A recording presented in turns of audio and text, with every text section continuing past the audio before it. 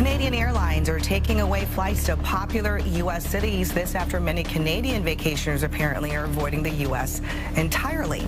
Well, if you're planning to fly to the U.S. this summer, you might notice fewer flight options. New data shows a massive drop in demand for air travel between Canada and the U.S., forcing airlines to cut seats and scale back routes. You're walking into one of America's busiest airports, but it's dead silent. No TSA lines, no crowds, just echoing hallways and empty chairs. And no, this isn't 2020, this is right now summer 2025. Tourism in America is collapsing, flights canceled, hotels empty, and a staggering 3 million international tourists are staying away this year. What was once a $2 trillion economic machine is now sputtering hard.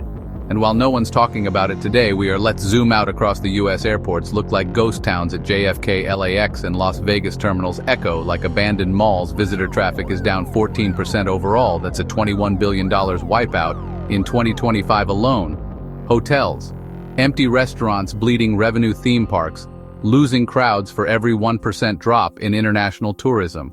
America loses $1.80. $8 billion.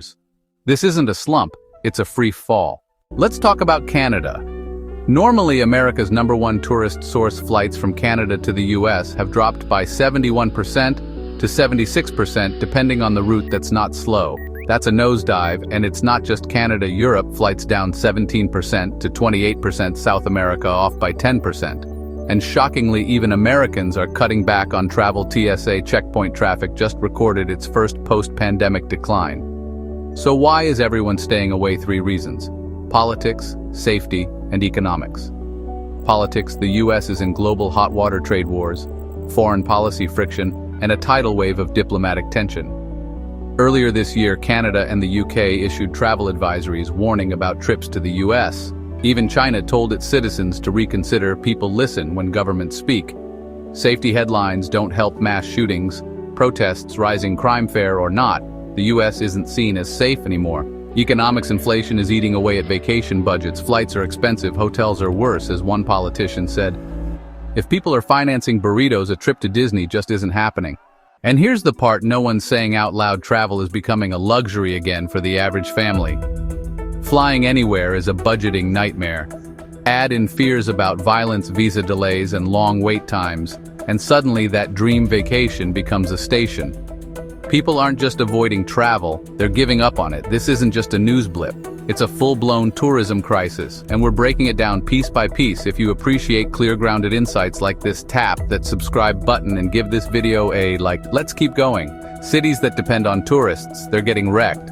Las Vegas is down 8% in visitors.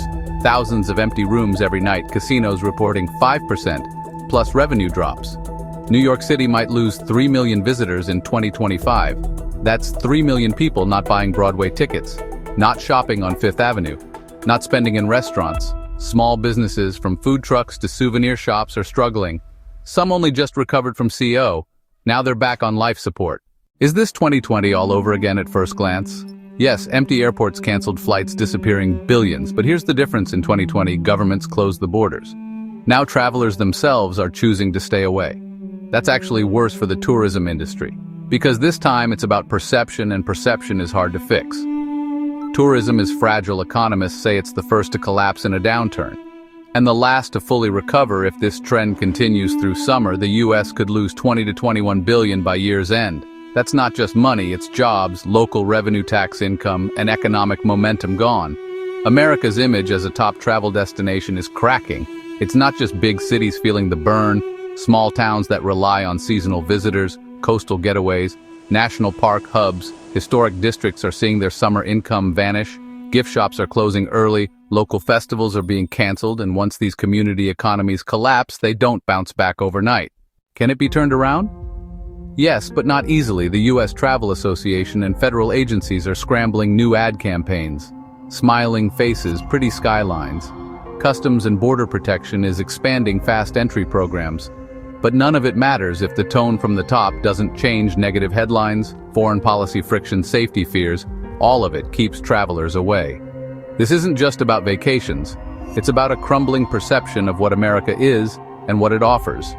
And while the terminals sit empty, the cost of silence keeps rising. So, what do you think? Are you seeing this tourism collapse where you live? Would you still travel to the US this year? Drop your thoughts in the comments and don't forget to subscribe for more deep dives into global shifts that actually matter.